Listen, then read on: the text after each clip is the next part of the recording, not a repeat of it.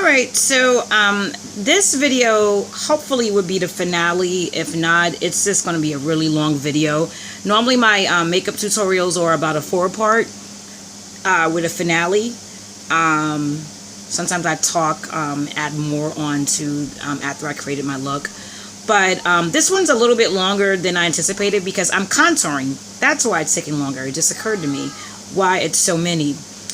So the next step I'm going to do on my tutorial is, I learned in the past that if you do not do this step, you will look like this after your day goes throughout.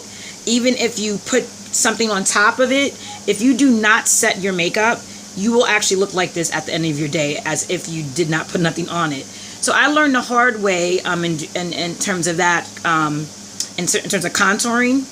That this is an important step that you cannot neglect to do, particularly if you're using the technique that I'm doing. I always think it's important to set your makeup when you're done. I'm not big on priming your makeup. I did show a video on priming before doing it and how important that is, and I kind of showed that a little bit in this video with my eyeshadow that I'm using. That is very neutral and is a pressed pigment. I'm not necessarily about priming. I mean, basically, if you take care of your skin, you put a moisturizer on, you basically primed your skin.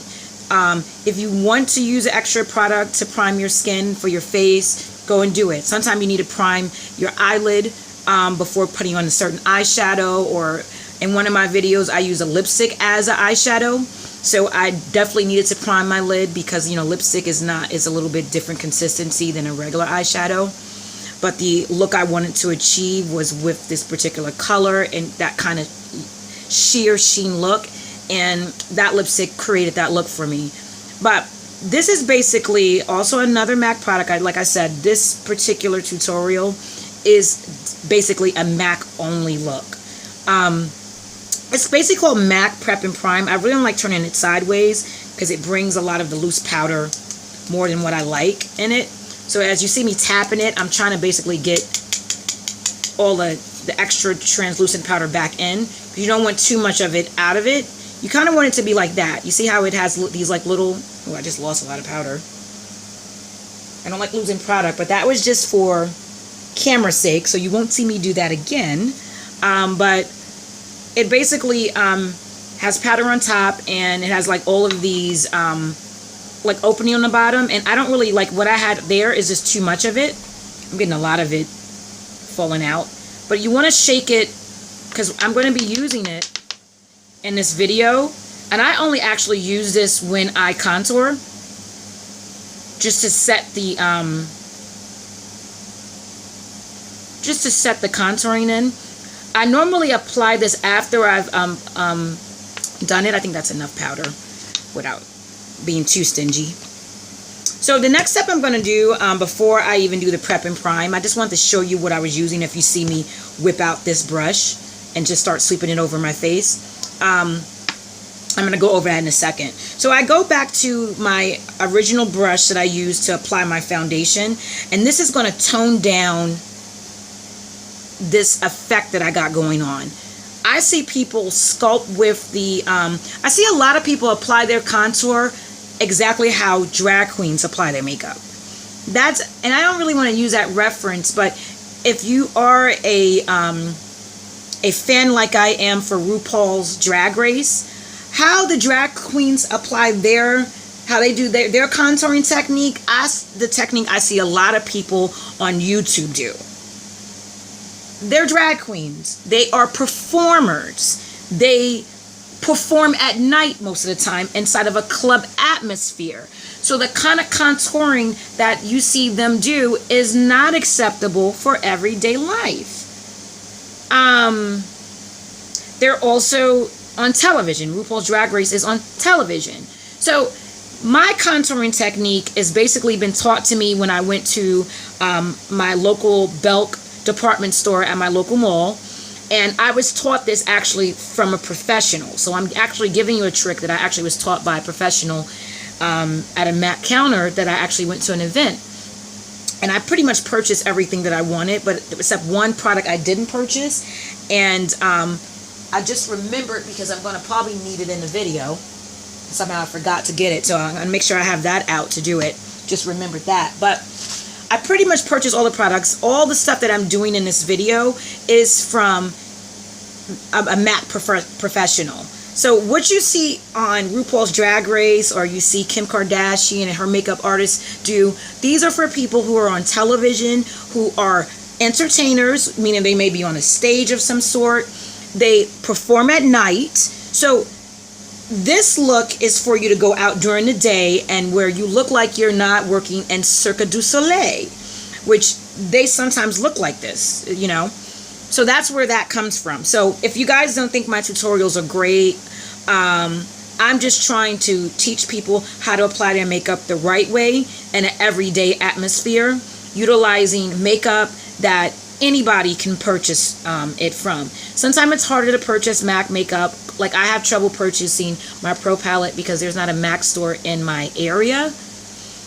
But generally there should be a M.A.C counter somewhere, whether it's at your mall or Macy's or Belk, and that's where in my description you will see where I give honorable mention to that, because I will mention CVS and Belk or Macy's. And I put Beauty and Beauty Supply because that's where I buy some of my, that's my beauty supply place, so I'm giving them a little honorable mention too.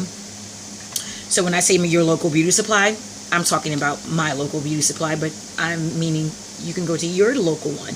Hopefully they have it. So let me go ahead and continue with that. This is basically my contoured look. Medium here. I put more definition towards my towards my hairline. That's in a prior video, if you want to get caught up to speed. But now I'm going to go ahead and finalize my whole contour look. And all I'm going to do where I highlighted on my chin to create the chin that my husband and my children have naturally, I'm just going to sweep very lightly my powder foundation over it. So you still see it, but it's not as severe. And then I'm going to take a little bit more and start sweeping the area where I highlighted. I mean, not highlighted, contoured. One thing I didn't do in my other video that I think I am going to do in this one,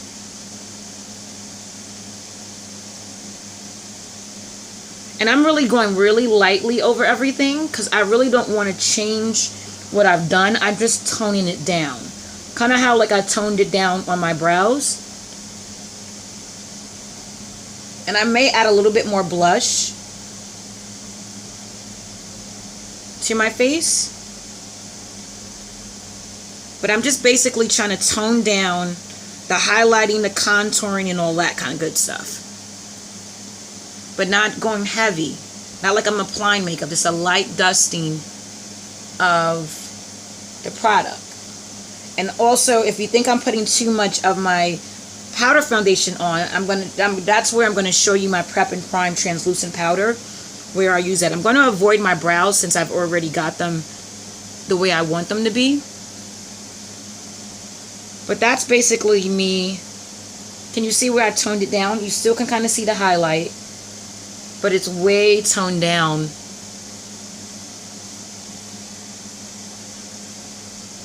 Than what it originally was.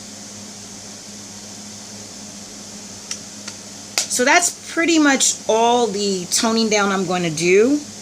I'm not going to add any more product to it because I don't really want to change the color. I'm just toning down where I highlighted. Nicely sweeping over it without really disturbing all the work I put in. So do you see my highlight here? A little bit probably on my forehead. It's not quite like strobing because I do have a particular product just for that, and I use that with a different makeup. But now I think I may add a little bit more blush.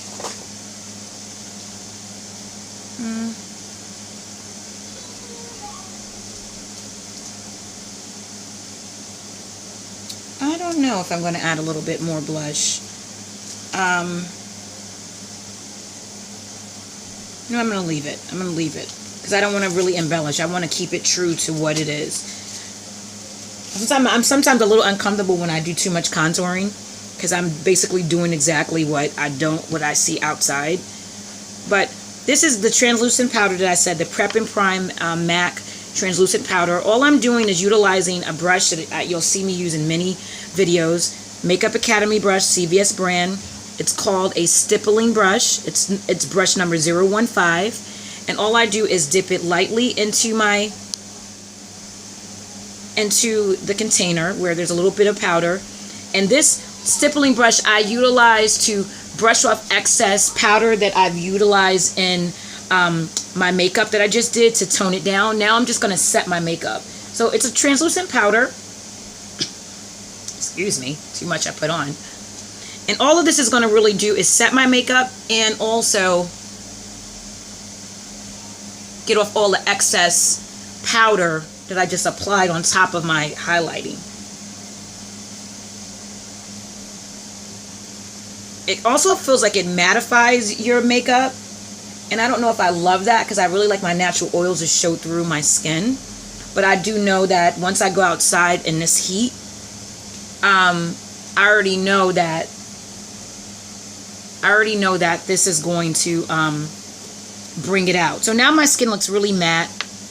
I don't like my skin to look that matte. I like dimension to it, but that's just part of the product. And if you do skip this step and do not put a translucent powder or a setting powder on your face, they will see every area where you put your concealer. It will start coming through, and not coming through the way you want in a good way.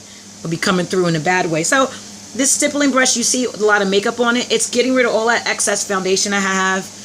It's by me dipping it in a translucent powder. It's also setting my makeup. And that's basically, I just sweep it over the same areas that I applied all my makeup to set it all. And that's pretty much it in terms of that. The fun part to me is always eyes and lips. And I probably will be able at least to get into a little bit of that in this video. So basically the eyeliner I'm using today is also another MAC item. Like I said, it's all MAC products. This particular color is called Engraved. The one I used in my first video, the Halloween tutorial one, that one I use Smolder. Smolder really smolders. That one is not waterproof. That one, if you don't smudge it and use the tool I showed in that video, you will have eyeliner everywhere. This one pretty much stays in place.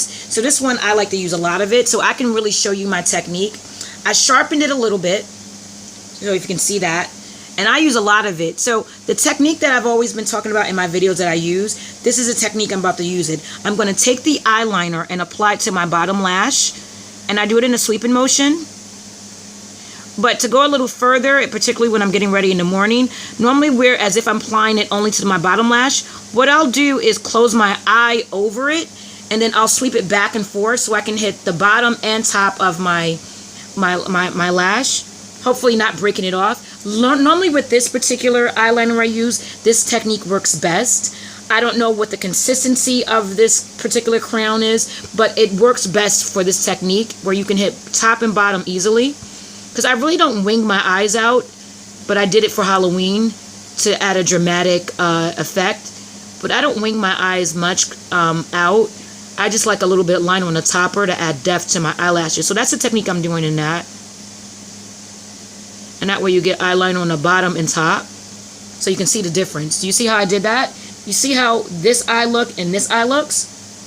And that's just a little technique I do where you get both. And by hitting the top of it, that gives depth to your eyelashes. So when you put mascara on, your lashes are lengthening, but you're adding like your lashes are thicker. Same thing to this side. I'm going to close it over. I started to put a little bit on there, and then I close it over.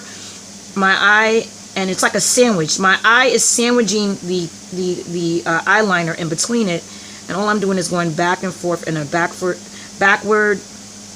and forth, swiping motion, which you can probably see in the video. Sometimes the crown breaks off, like it did right here, and all you want to do is gently, see, it fell right off. You may want to catch it. If you don't catch it and it falls on your carpet, like it did on mine, you want to make sure you get it so you don't leave that on there. But if you use my technique with the micellar water and use that as a makeup remover, you should remove it from your carpet very easily. So you see what I mean about that backward and how it gave me depth to my top lash without having to do that wing look. I only draw a line on top of my eyelashes when I'm wearing false lashes, because sometimes you need that extra line so it kind of camouflages where you've applied the false lashes. But there you go. That's how my look goes. I use a lot of this eyeliner. I go through it often. And that's my technique that I really want to show people what I meant by taking the eyeliner, closing your eye over, and sweeping back and forth. And you see how dark it is? So I'll be back. Hopefully this